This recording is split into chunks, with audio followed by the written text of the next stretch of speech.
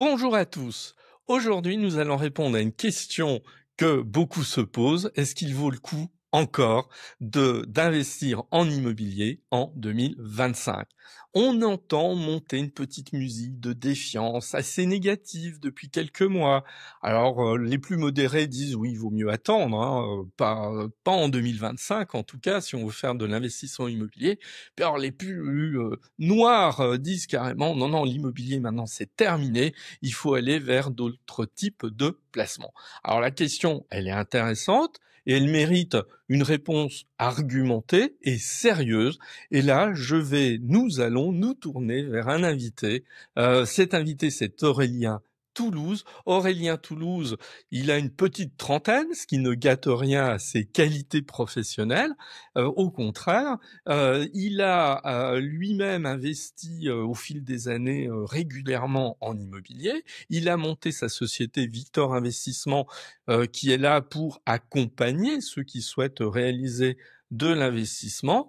Et donc c'est quelqu'un qui est un peu aux avant-postes pour nous dire ce qu'il pense aujourd'hui de la situation de l'immobilier. Et comme beaucoup de mes invités, ce que j'ai aimé chez Aurélien, c'est son discours mesuré, engagé, argumenté, extrêmement sérieux. Et donc, on va écouter tout ceci avec attention. Alors, est-ce que ça vaut le coup encore d'investir en immobilier en 2025? Mon invité, Aurélien Toulouse, Passion Immo, épisode 116. C'est parti.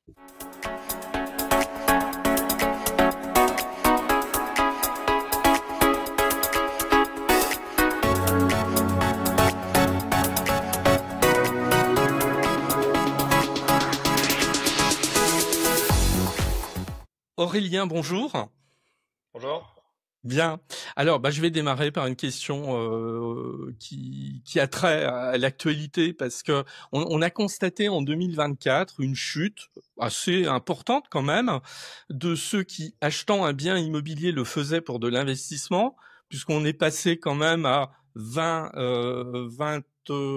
si je vérifie mes chiffres exactement, on est à 25% environ d'acquéreurs qui achètent un bien immobilier pour l'investissement. On était quand même les années précédentes à quasiment un tiers de ceux qui faisaient ces acquisitions, qu'ils faisaient dans un objectif d'investissement. C'est une chute qui est suffisamment importante quand même pour pas qu'on la laisse de côté. Selon vous, c'est quoi les causes de cette chute en 2024? Les causes sont multiples, hein, vous vous en doutez. Il y a déjà, selon moi, avant même de parler des facteurs conjoncturels actuels, il y a une cause c'est qu'il y a eu une accélération des acquisitions les années passées du fait des taux exceptionnellement bas. Les gens ont beaucoup plus acheté que ce qu'ils achetaient par le passé. Donc déjà, quand on compare cette année-là et les années actuelles, ça crée un différentiel. Du fait de l'accélération, évidemment, les gens ne pouvant pas enchaîner non plus tous les 6 mois une acquisition, ça crée un ralentissement par la suite. Une fois qu'on a acheté 2 appartements, on n'en achète pas forcément deux les 6 mois suivants, donc ça crée un ralentissement. Et après, il y a un vrai contexte conjoncturel, hein. Il y a une incertitude économique. Plus grave que l'incertitude économique, selon moi, c'est l'incertitude législative. On va y Et venir, c'est ouais. pas et c'est pas propre à l'immobilier. C'est-à-dire que pour moi, en économie, tout investisseur, quel que soit le domaine, qui n'a pas une confiance absolue dans l'avenir, n'est pas capable de se positionner. Et encore moins sur des placements long terme. Donc ça, c'est quelque chose qui, selon moi, et j'ai pu le constater avec mes clients au quotidien, c'est des questions qui revenaient beaucoup sur ce sujet-là. Donc ça a créé un frein. Les réglementations, peut-être on y reviendra aussi, mais les réglementations plus sévères, législatives, freinent aussi. L'investisseur immobilier a l'impression d'être un petit peu la cible et du coup a peur de se projeter sur le long terme. Et après, l'autre point qui est, je pense, à la vue de tous, c'est aussi les taux qui ont fortement augmenté. Du coup, l'investisseur regardant, entre autres, ces taux, ça a beaucoup freiné. Nous, on le voit sur des villes où les prix sont plus chers. Comme Mmh. Paris, par exemple, la hausse des taux a généré un vrai effort supplémentaire tous les mois, ce qui fait que les gens ont soit annulé leur investissement, ou alors l'ont reporté vers des villes plus rentables. Donc il y a eu voilà un report un petit peu géographique des investissements, tout ça qui ensuite s'est découlé sur les prix de l'immobilier. Et nous on voit d'ailleurs les zones, les villes plus rentables ont eu une baisse de prix moins forte que les zones qui étaient plus patrimoniales. Ouais, c'est ça. Est-ce que vos clients vous parlent de l'environnement international comme étant éventuellement un frein, dans le sens où on constate dans ces redistributions d'investissement que les Français vont davantage sur une épargne plus liquide, en disant bah oui, si on en a besoin rapidement, ça sera plus facilement mobilisable que de l'immobilier. Est-ce qu'on vous en parle de ça, de cet environnement international qui est un peu plus anxiogène, il faut reconnaître, qu'il y a quelques années, ou est-ce que c'est quantité négligeable dans la réflexion? Si, bien sûr, non, c'est extrêmement important. Alors après, on a deux typologies de clientèle. On a la clientèle expatriée qui, de fait, est pleinement exposée à ces enjeux. Ça, on va dire, ça va de soi. Donc peut-être c'était moins l'objet de votre question, mais sur la clientèle française, c'est évidemment des questions qui se posent beaucoup. D'ailleurs, il y a des stats là-dessus, hein. On sait très bien qu'en période d'incertitude, les Français épargnent beaucoup plus et ils épargnent de façon liquide. Indirectement, l'immobilier reste de l'épargne, mais c'est pas la même chose. Donc oui, on a beaucoup de clients qui disent bah j'ai tant d'apports, je comptais le déployer pour investir en immobilier. Finalement, je préfère le garder en liquidité. Donc si c'est un sujet qui revenait beaucoup. Après nous, voilà, on sait comment les rassurer aussi. L'investissement Oui, oui. immobilier, évidemment moins liquide que le livret A, mais reste quand même relativement liquide, à condition d'investir dans une zone dynamique, à acheter un bon prix, être prêt, le cas échéant, à revendre à un prix un petit peu inférieur au marché pour avoir de la liquidité. On arrive à trouver une certaine liquidité dans l'immobilier. Mais Mm. oui, c'est des sujets qui revenaient beaucoup. D'accord. Cette situation, elle vous semble purement de circonstance et vous vous dites oui, ça va s'arranger dans les mois qui viennent, ou est-ce qu'on est installé dans une monotonie là qui risque d'être durable? En fait, il y a toujours un cycle, enfin c'est des cycles en immobilier. Il y a l'euphorie, il y a la phase de stagnation complète où les gens ont peur de ce qui se passe et ne font plus rien. Ensuite, il y a la phase d'adaptation et il y a la phase d'acceptation. Là aujourd'hui, on est en phase d'adaptation, c'est-à-dire que je vais même un cran au-dessus de ce que vous dites, c'est que là pour nous, de ce qu'on constate au quotidien, c'est que le marché immobilier a repris. On s'était habitué avec nos investisseurs à négocier, notamment avec les investisseurs qui avaient des bonnes capacités financières, à négocier fortement même certains prix d'achat de l'ordre de 20-25%. Aujourd'hui, naturellement, on a encore tendance à être dans cet état d'esprit. En réalité, les biens immobiliers repartent au prix, repartent très rapidement. La semaine dernière encore, sur Paris, on s'est positionné sur des appartements. Il a fallu se battre, et même si on a fait une offre sans condition 2 heures après avoir visité, c'était difficile d'avoir l'appartement. Donc le marché immobilier repart. On a toujours des clients qui nous disent voilà, je cherche à négocier, je cherche à faire encore le coup, à aller chercher quelque chose vraiment plus bas que le prix du marché. Ça existe moins aujourd'hui. Je pense que voilà, l'état d'esprit collectif, c'est un peu fait une raison sur ok, où est-ce qu'on en est aujourd'hui. Il y a beaucoup de sujets qui sont quand même très conjoncturels et qui semblent se stabiliser. Donc les gens se disent voilà, il y a eu une année, on va dire, de peur. Les gens se sont adaptés, ont compris, et maintenant voilà, il faut qu'ils soient prêts à passer à l'action selon les nouvelles, la nouvelle donne du marché immobilier actuel.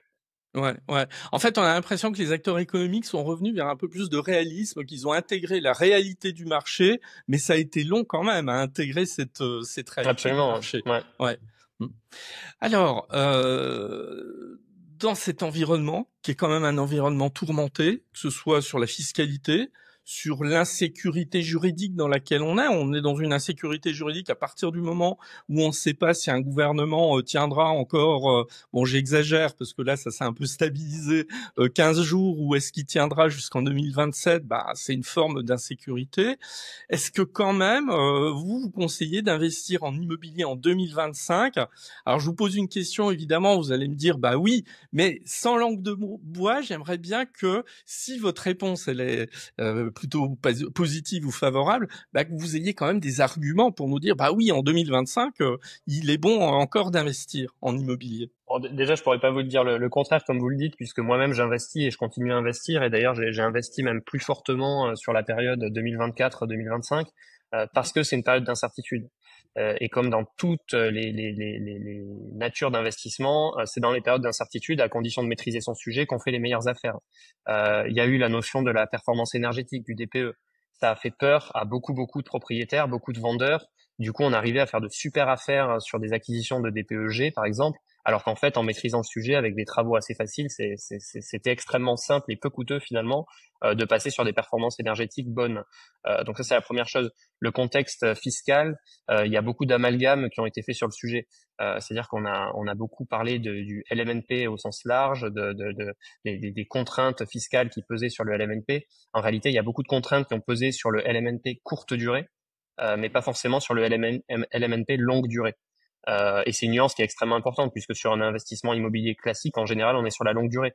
Donc, au contraire, moi je dirais que plus les gens ont peur et plus il est temps d'acheter parce que c'est là où on peut faire des bonnes affaires. À l'inverse, si le climat macroéconomique est plutôt positif, bah les gens vont plutôt se dire j'ai le meilleur investissement de la terre. Si je le vends très cher, ou alors je le vends pas. Du coup, ça crée une tension sur le marché. Donc là, clairement, mis à part si on met de côté les taux d'intérêt bancaires, mais à la limite je peux y revenir. Mis à part ce point-là, le pouvoir était clairement du côté des acquéreurs. Là où en 2022, même 2023 le pouvoir était 100% du côté des vendeurs et les acquéreurs devaient simplement se plier à la concurrence du marché, etc. Là, en 2024-2025, il y avait de très très très belles opportunités à saisir. C'était toujours le cas, mais déjà, je vous dis, on voit quand même le vent tourner et d'ailleurs, le rapport de force commence à se rééquilibrer entre vendeurs et acquéreurs. Ouais. Ça fait plusieurs fois, vous employez le mot de peur et je suis assez d'accord avec vous. Et moi, j'ai l'impression que parfois sur des questions d'ordre technique, on pourrait prendre le DPE, on pourrait prendre le LMNP également.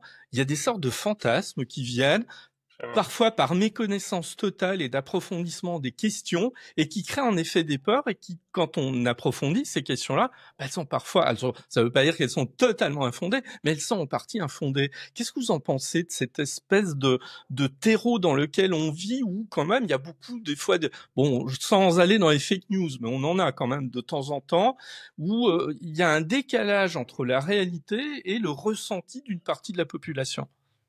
Oui, j'aime beaucoup la notion de fantasme que vous utilisez. C'est exactement ça. C'est qu'en fait, à force de voir des choses répétées à longueur de journée, les gens commencent à s'auto-convaincre que c'est un vrai problème et que c'est surtout un problème insurmontable. En réalité, nous, notre rôle de conseiller, et même globalement en tant qu'investisseur, on doit avoir un regard froid sur les choses, ne pas surréagir, parce que c'est souvent le problème. Les gens surréagissent, C'est ils prennent ça, peur, ils ouais. fantasment.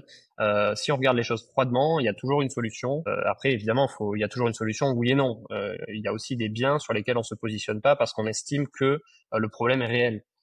Mais en réalité, enfin, il y a 90% des sujets sur lesquels en fait le problème est largement surmontable, mais par peur, par fantasme de se dire j'ai lu partout qu'on pouvait pas acheter un DPEG, les gens ne se positionnent pas. De fait, ça crée un déséquilibre offre et demande. Là, à l'avantage de la demande, qui du coup va permettre à l'investisseur de faire de très belles opérations. Alors justement, dans tout ça, on a une question qui est celle du statut du bail privé, qui est actuellement en gestation, en discussion. Et je fais une petite parenthèse, j'ai été étonné parce que mon dernier épisode était consacré à cette question-là, qui est une question, on peut pas dire qui est pas très sexy, qui est un petit peu technique et tout. Et j'ai eu un nombre d'auditeurs absolument faramineux par rapport à ce que j'ai d'habitude. Et je me suis dit, ah oui, tiens, c'est une question quand même qui intéresse pas mal. Qu'est-ce que vous en attendez de ce statut du bail privé? Beaucoup de choses ou pas grand-chose, très honnêtement? Honnêtement, pas grand-chose. Je pense que comme beaucoup de choses, malheureusement, c'est plus un effet d'annonce que un réel fondement. Je sais que sur la seule chose qui est à la limite positive sur ces sujets-là, c'est de clarifier un peu ce qui est enfin, les champs des possibles. J'ai vu beaucoup naître, notamment une notion de bail civil Hum. pour principalement, qu'on se le dise, contourner les contraintes, hein, que ce soit l'encadrement des loyers, que ce soit aussi l'impossibilité de louer en DPEG, que ce soit sur de la location courte durée aussi. Ça c'est souvent à vocation de contourner des réglementations. Là-dessus, il y a quand même un vrai point Ah, il y a des d'attention. limites hein, quand même C'est sur le bail civil, c'est pas aussi miraculeux évidemment, que ça. Ah oui, évidemment, mais il y a beaucoup moins de limites que sur un bail classique, on va dire. ouais. Donc c'est souvent vu comme la solution miracle. Pour autant, il faut quand même faire très attention en tant Hum, qu'investisseur parce que le bail civil peut très vite être et très facilement, surtout requalifié c'est de ça. bail classique. Ouais. Et là, pour le coup, ça peut faire très mal puisque si on a basé sa stratégie ou le contournement de règles juridiques uniquement sur la construction de ce bail et qu'il est requalifié, bah du coup, c'est tout ce qui en découle derrière avec les réglementations qui ont été contournées qui peuvent poser problème. Donc nous, on conseille pas forcément ces choses-là. Hum. Et on reste vraiment voilà sur des beaux longues durées qui en plus permettent aussi à l'investisseur de voir de façon plus pérenne son activité et accessoirement de moins s'en occuper pour les personnes qui cherchent quelque chose d'un peu plus passif toujours plus agréable d'avoir quelqu'un qui va rester 3-4 ans que quelqu'un qui va rester 2 mois, quoi. C'est clair. Je reste quand même 2 secondes sur le statut du bail privé parce que l'idée initiale du statut du bail privé, c'est de dire on a une fiscalité entre le meublé, le nu, les différents régimes qui est quand même devenue assez complexe, hein, il faut le reconnaître. Est-ce qu'il n'y aurait pas quand même vocation à unifier location nue, location meublée? C'est quand même l'idée de départ. Et ça, vous y croyez? Est-ce que déjà ça vous semble nécessaire d'essayer de simplifier? Déjà, si on rappelle un peu l'historique, hein, c'est que s'il y a cette distinction, c'est qu'à l'origine, les pouvoirs publics voulaient plébisciter plus de logements meublés, notamment dans les grandes villes. C'est vrai C'est qu'à ça. l'époque, et c'est aussi c'est au-delà d'une question fiscale, hein, c'est que c'est une question d'habitude. Les propriétaires bailleurs avaient plutôt tendance à mettre sur le marché des biens non meublés, ce qui posait des problèmes dans les grandes villes notamment, où c'est plutôt une clientèle de passage qui recherche du meublé. Donc, il y a eu ces avantages fiscaux mis en place pour inciter les propriétaires à louer en meublé. Ça, c'est la première chose. Aujourd'hui, on s'aperçoit que grâce notamment aux avantages du LMNP, l'offre de logements meublés c'est plutôt bien aligné avec la demande qu'il y avait sur le marché. Maintenant qu'il y a alignement, si je me place du point de vue du gouvernement, c'est assez facile de se dire qu'il y a une manne financière à les récupérer en modifiant la fiscalité et en enlevant certains avantages. Donc, de ce point de vue-là, c'est cohérent. Est-ce que c'est nécessaire?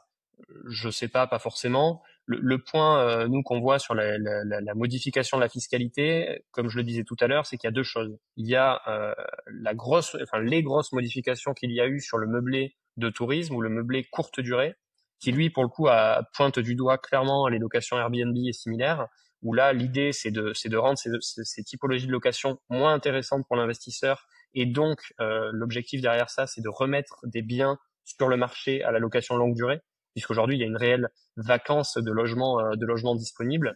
Nous, on voit aujourd'hui, par exemple, à Paris, on met plus d'annonces. À Paris, c'est souvent le locataire qui nous dit, bah, j'ai trouvé le locataire suivant.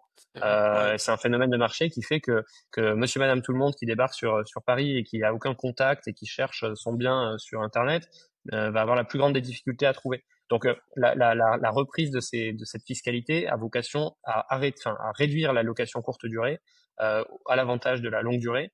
Maintenant, il y a quand même eu aussi quelques coups de rabot, on va dire, sur la location longue durée. Je pense notamment à la réintégration des amortissements sur le LMNP. En soi, clairement, c'est évidemment moins bien qu'avant. C'était mieux quand il y avait ça. C'était clairement un avantage. C'était d'ailleurs une niche fiscale, hein, en réalité. L'abattement nous permettait de payer moins d'impôts les années où on avait l'abattement. Et les jours où on décidait de revendre, on arrivait à revendre sans payer de plus-value. Donc c'était génial. Aujourd'hui, simplement, ça s'est aligné. Alors je dirais pas que ça s'est aligné avec la location nue. Par contre, ça s'est aligné avec le mode de fonctionnement des sociétés. Une SCI, par exemple, fonctionnait déjà comme ça. En SCI, vous amortissez la valeur de votre bien. Sa valeur comptable diminue au fil des amortissements et le jour où vous revendez, vous payez la plus-value entre la valeur résiduelle et la valeur de revente. Aujourd'hui, c'est exactement la même chose sur du LMNP. Donc c'est un simple alignement des pratiques qui, si on essaie de prendre un regard objectif sur les choses, est assez cohérent. Maintenant, c'est sûr que c'était moins bien qu'avant, où on avait Oui, mais c'était l'avantage presque de la réduction d'impôts. c'était C'était une une anomalie. anomalie quasiment. C'était une anomalie, Bah oui. clairement. C'était une anomalie. C'était l'avantage fiscal principal du LMNP. Mm. Alors, il y a encore beaucoup d'avantages et grâce à l'amortissement toujours, puisque Ah oui. l'amortissement est permis, hein. Ouais. Ouais. Grâce aussi à la déduction de l'ensemble des charges de l'investissement, on arrive à ne payer 0 € d'impôt. On dit en moyenne pendant 10 ans sur un investissement immobilier.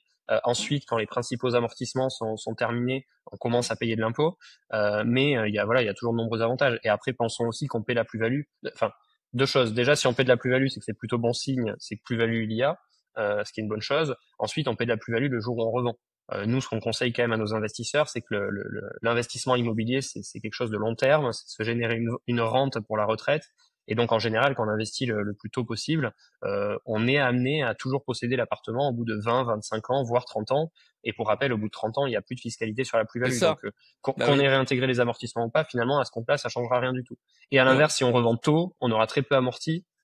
Donc, l'impact, de fait, est assez limité aussi. Donc, pareil, c'est comme beaucoup de sujets, ça a fait beaucoup de bruit. En réalité, si on analyse la chose froidement, évidemment, c'est moins bien qu'avant. Mais est-ce que c'est un changement majeur? Non. Non, mais puis vous avez raison de souligner que quelqu'un qui est dans une stratégie patrimoniale de long terme, finalement, cette réintégration des amortissements dans le calcul de la plus-value immobilière a peu d'impact, voire aucun. Donc, effectivement, c'est loin de toucher tout le monde. Alors justement, aujourd'hui, vos clients, parce que comme vous en avez pas mal, ce qui est très bien, vous devez avoir quand même une vision d'ensemble. Qu'est-ce qu'ils veulent faire? Ils veulent plutôt faire du meublé, de la location nue. Après, j'aurai d'autres questions à un sujet-là. Mais déjà, sur ce grand choix, ils vont plutôt naturellement dans quoi? En réalité, on leur laisse pas le choix puisque le meublé, D'accord. enfin nous, sachant que nous, notre stratégie, c'est quand même d'investir dans des cœurs de ville, donc plutôt dans des grandes villes, en centre-ville. Donc c'est quand même important de préciser ça, hein. C'est-à-dire que si je vous propose d'investir dans une maison en campagne, évidemment, mon analyse n'est pas la même. Mais de par les typologies qu'on conseille, il y a beaucoup de demandes pour la location meublée. C'est aussi la location meublée qui permet quand même de louer en moyenne 20 à 30% plus cher, le tout avec une fiscalité plus avantageuse. Donc en fait, quand je vous propose de louer 20-30% plus cher avec une fiscalité plus avantageuse, il n'y a pas vraiment de raison de se dire est-ce que je fais du meublé ou du non meublé. De fait, 99% de nos investisseurs font du meublé.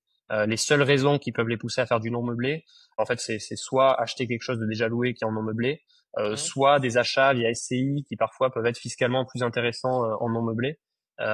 C'est au cas par cas. Mais 99% de nos investissements sont en location meublée. Et on peut considérer aujourd'hui que géographiquement, toutes les zones, toutes les villes permettent de faire du meublé, ou il y a quand même des exceptions où vous dites, bah non, là, dans telle ville, on va sûrement pas faire de meublé. Comment vous analysez les choses? Non, c'est une bonne question et justement, enfin, je parlais tout à l'heure des régions dans lesquelles on opérait un petit peu et justement Mmh. sur la frontière luxembourgeoise où on est plutôt sur des biens côté français, hein, on est plutôt Ouais. sur des biens d'un peu plus grande surface à destination de famille. Mmh. Bah, c'est vrai que là, dès qu'on passe le 3 pièces, on a plutôt tendance à plébisciter de la location non meublée. Parce que D'accord. voilà, les familles cherchent à s'installer pour le plus long terme. En général aussi, bah, quand voilà, des personnes qui ont déjà eu d'autres logements se sont peut-être équipées de mobilier et donc voilà, elles recherchent à réinstaller leurs meubles. Là où dans des grandes villes, en fait, comme Paris par exemple, on va plutôt viser de locataires étudiants, jeunes actifs qui n'ont pas forcément encore ce bagage mobilier et du coup qui vont rechercher plutôt voilà une location meublée. Ouais.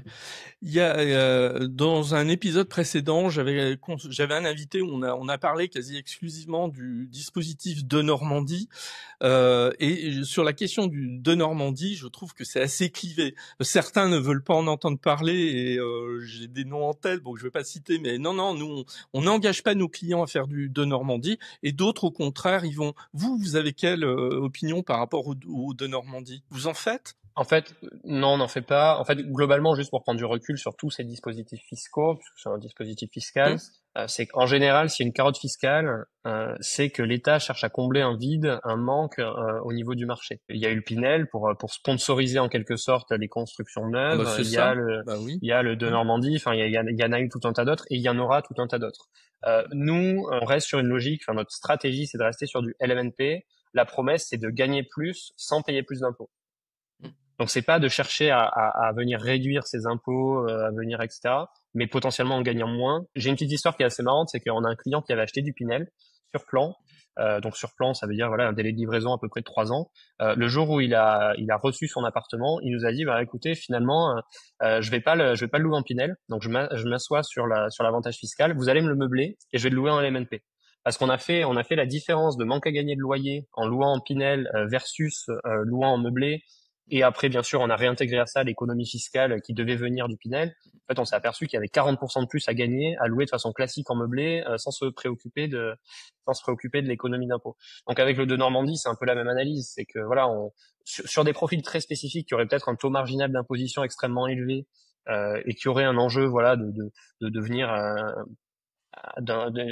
réduire particulièrement leur revenu imposable, pourquoi pas. Mais de façon générale, pour l'investisseur, on va dire moyen, c'est pas du tout quelque chose qu'on plébiscite et de fait, nous on le plébiscite pas du tout. D'accord. Donc là, vous avez une ligne stratégique plutôt claire. Est-ce que vous vous sentez prêt, le cas échéant, en fonction d'évolutions fiscales à venir, de réorienter en fait les choix de vos clients, ou est-ce que vous êtes ancré dans cette stratégie que vous avez définie? Non, évidemment. Enfin, l'immobilier, bien que ce soit quand même, c'est quand même un secteur de long terme. Donc, c'est des choses, enfin, c'est des réglementations qui varient pas non plus du jour au lendemain. Mais évidemment qu'on étudie en permanence ces sujets-là. C'est comme la zone géographique. Par exemple, on a investi fut un temps sur la zone de Toulouse. On a investi fut un temps sur la zone de Nantes. C'est des villes qui ont pris beaucoup de valeur. Les loyers sont restés relativement stables. On estime qu'aujourd'hui, la perspective de prise de valeur, évidemment, est positive, mais elle n'est pas forcément très dynamique. C'est des villes qu'on a arrêtées. Et à l'inverse, il y a quelques années, on faisait pas la frontière luxembourgeoise, qui pourtant se montre très dynamique. Marseille, qui est très dynamique aujourd'hui, on le fait toujours. Peut-être que dans 5 ans, on estimera que Marseille a atteint un plateau vu les prix qui augmentent tous les ans, et on se dira, bah, on fait plus Marseille. Donc l'aspect fiscal est exactement le même. Aujourd'hui, on fait du meublé parce qu'il y a réellement un avantage fiscal à faire du meublé. C'est aussi ce qui permet de tirer des loyers très importants des investissements. Peut-être tout en restant sur la sphère immobilière, que demain on se dira voilà, il y a des avantages particuliers pour les résidences seniors par exemple, avec une demande très croissante. On accompagne aussi des investisseurs qui font alors pas directement dans le cadre de notre activité, mais on voit des investisseurs qu'on côtoie qui font des résidences seniors. C'est aussi des choses qui marchent très bien. C'est évidemment un autre business, c'est pas la même chose que du LMNP classique, mais c'est des choses qui marchent très bien. Vu la population vieillissante, on peut imaginer que dans une dizaine d'années, l'État mettra des avantages fiscaux pour développer les résidences seniors. Donc voilà, l'idée, c'est de rester ouvert, toujours à l'écoute du marché, toujours pragmatique. Voilà, exactement. C'est regarder les choses froidement et pour reprendre vos termes, ne pas fantasmer sur les moindres changements. C'est sûr. Dans votre société Victor Investissement, hein, c'est ça. Les gens, ils viennent ils vous sollicitent de quelle manière? Ils disent voilà, j'ai 200 000 euros à investir, aidez-moi, ou c'est le contraire, ils disent je veux absolument acheter dans telle ville, accompagnez-moi. C'est quoi la manière dont ils vous sollicitent? Alors, vous en doutez, ça dépend, mais principalement, c'est plutôt j'ai des fonds, j'ai une capacité d'emprunt, puisque pour rappel, hein, dès 15 000 euros d'épargne, on peut investir en immobilier. Ce qui compte surtout, c'est la capacité de levier, c'est l'emprunt.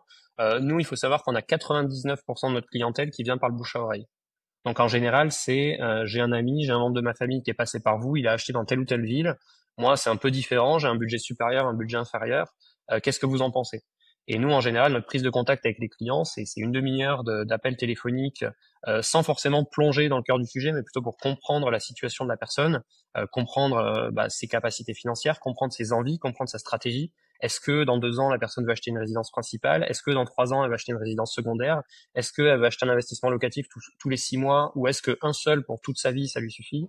Tout ça, c'est des choses qu'on clarifie lors d'un premier appel téléphonique. Ensuite, en général, on laisse la personne maturer une semaine pour voilà assimiler ce qu'on s'est dit, et on replanifie un coup de téléphone d'une demi-heure là pour se dire bon voilà, par rapport à ce qu'on s'est dit la dernière fois, par rapport à votre budget, nous aussi on a réfléchi à quoi conseiller à la personne d'un point de vue stratégique, et là on va plutôt cibler une zone géographique et dire à la personne ok, du coup maintenant vous avez en connaissance ce qui est possible de faire avec votre budget. Moi, vu votre stratégie, je vous conseille d'acheter un lot de 2 appartements ou 3 appartements dans cette ville, d'acheter un plus grand appartement dans cette autre ville, peut-être selon votre budget de faire un mix, de faire un portefeuille, acheter un appartement plutôt patrimonial ici et un appartement plus rentable ailleurs. Voilà, l'idée c'est cet accompagnement global, et ensuite évidemment c'est nous qui gérons l'ensemble du process. Ce que j'ai toujours aux clients, c'est qu'on gère le process comme si on achetait pour nous-mêmes. La seule différence, c'est que c'est le client qui doit signer à la banque parce que c'est lui qui va faire son prêt bancaire. En conclusion, si je vous ai bien écouté, on peut rester optimiste en fait en 2025 et continuer d'investir. Et malgré des sirènes un peu alarmistes, on continue de faire du meublé. Absolument, absolument. Et moi, j'ai même envie de dire, tant mieux qu'il y ait ces sirènes, ça ouvre des opportunités. Nous, on les saisit. Le tout, c'est de regarder froidement les choses, de pas non plus faire n'importe quoi. Comme tout investissement, il faut regarder pourquoi la personne a peur, pourquoi la personne vend. Est-ce que moi, j'ai mieux compris que la personne? Est-ce que s'il y a une contrainte quelque part, est-ce que je sais la contourner ou tout simplement la régler? Si les réponses sont oui à l'ensemble de ces questions, alors il n'y a pas de raison de ne pas investir. Et de toute façon, l'immobilier a encore de très grands jours devant lui, avec une demande qui est plus que croissante. Je m'avancerais même à dire que je vois le vent tourner d'un point de vue politique, et que les pouvoirs publics vont commencer à se rendre compte que l'aspect coercitif des lois qui ont été mises en place jusqu'à présent se porte peut-être pas leurs fruits, et que peut-être il serait temps de redonner envie aux investisseurs de proposer des biens de qualité sur le marché pour résoudre une bonne fois pour toutes cette crise du logement. Très bien. Eh ben Aurélien, on va rester sur cette note positive et cette conclusion tout à fait raisonnée et objective. Donc merci Aurélien et à très bientôt. Merci Henri. Au revoir.